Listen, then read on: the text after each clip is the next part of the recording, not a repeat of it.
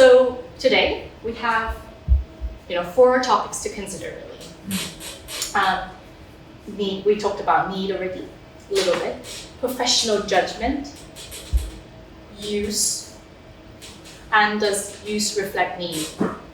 And these are all few quite crucial interrelationships. And hopefully our model has started to help us think a little bit about where things sit.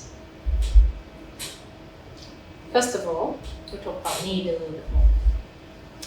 Need for health, just to recap, is a felt need, subjective.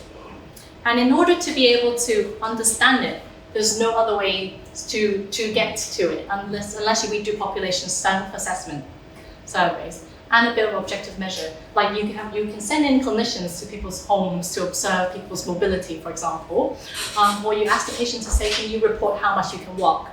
And often, clinicians take history purely to get the people's assessment of their health, of the needs for their health. So this is how we get evidence from epidemiological surveys. Okay, and the need for healthcare, normative need, is all of the above, plus a clinician knowing, this is crucial, knowing the knowledge of the appropriate use of care. So what if there is an effective treatment out there? So in places where there's no effective treatment, you don't know what's best to do, then there's no need for healthcare because there's nothing to solve that person's issue. There's also an understanding of cost effectiveness here. So, we might have osteoarthrosis or osteoarthritis, and you might see it very obviously in an X-ray. And the patient can be reporting symptoms like, I can't walk up the stairs anymore, doctor, and it's not very comfortable, I get a niggle. And the doctor says, yeah, you have osteoarthritis, osteoarthritis. But when does that turn into, yes, you should have a hip replacement. I think you should have one now. That's a risk benefit judgment, that's a cost effectiveness judgment. That's when is treatment better than no treatment? That's crucial. So that's why we say the above plus knowledge of appropriate care. We might think that's black and white, but actually for about 80% of healthcare, we actually don't know necessarily the cost effectiveness, but we don't know the effectiveness, let alone the cost effectiveness. So actually for most of care, it's actually dependent on a lot of things, time and place, and clinical judgment, most of all.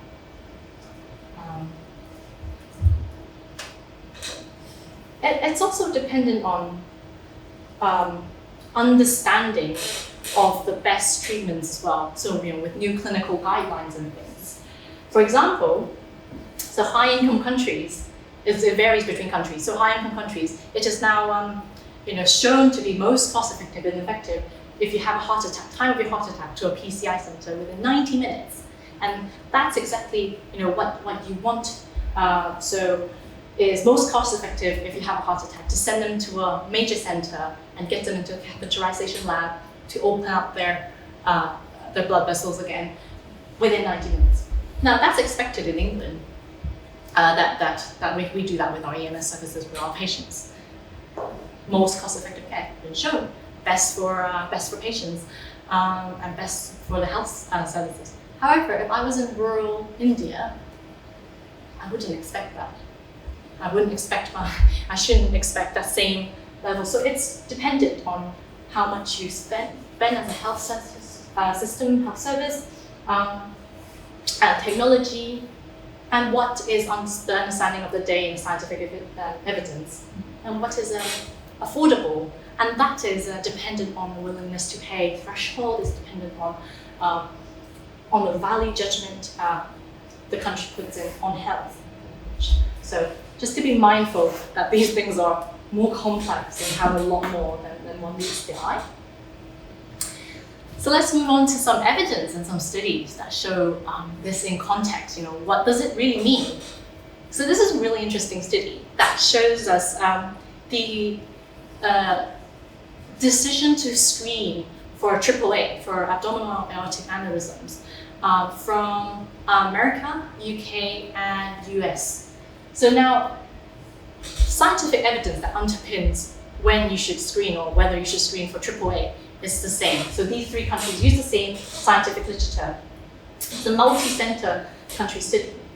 And can you see the variation in how the decisions are made to screen? So what they have decided to screen for AAA. Same evidence base, but for the UK, they decided to only screen men between the age of 65 to 74. And then for Canada, they also decided to screen women above the age of 65. But UK, we don't screen women at all. And in the US, not only do they screen men between 60 to all the way to 85, women as well, and also men with. So they've decided on quite different things and who to screen and who not to screen based on the same literature resources, literature evidence base.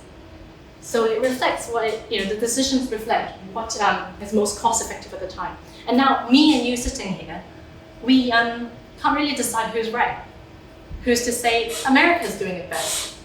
Is Canada doing it best? They're doing, at least they're doing women too. Or is UK actually most cost effective because the evidence suggests that you should only screen men and actually all those women don't actually really need to be screened.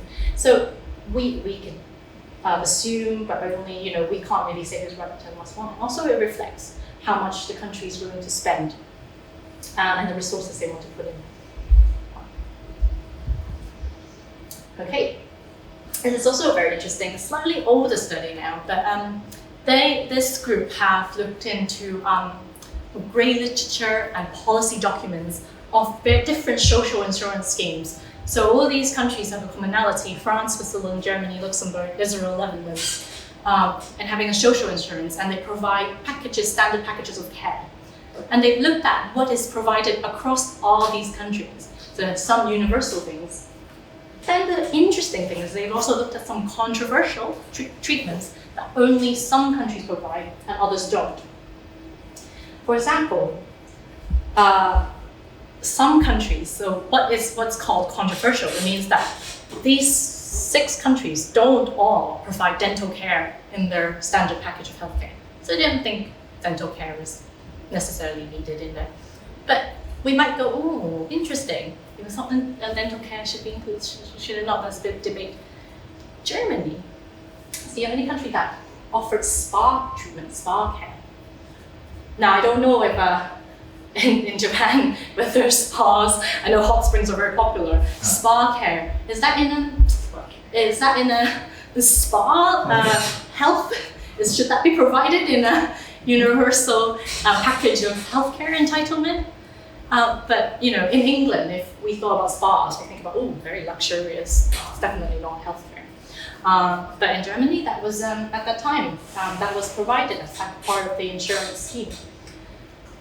So, whether it should be fundamental entitlement, these are really fixed. And this is probably a combination of behavioral beliefs about health, what a cultural country context perspective feel that is beneficial to healthcare, and the impacts, combination of those. We don't, sitting here, again, we can't really put a judgment on whether it was right or wrong. So it's quite interesting. There's 2 other types of need that we should actually be aware of. In the literature, we have something called relative need, which is when actually a lot of countries and a lot of places use a lot, because we don't actually know the need. We mentioned the difficulty in measuring need. We need to use population surveys and incidence and prevalence. So when we don't actually know the true need, we use our relative need, which is comparing with similar populations. And we are making some assumptions. We are trying to understand that one incidence and one prevalence in one population is similar. We also don't know exactly how effective a lot of the treatments are, we mentioned. So how cost effective, how effective, maybe only about 20% of interventions. We know definitely that there has been health technology assessments or cost effectiveness studies. So that's why planners usually use a relative need. So, my neighboring city is doing this much, is seeing this much need. Yeah, I think that's probably the right amount.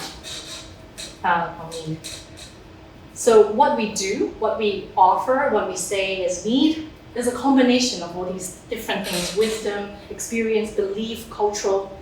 There's nothing that's uniform in this. Similarly, sometimes some textbooks call, some say express need, and that essentially is demand or normative need. They say express need is the demand for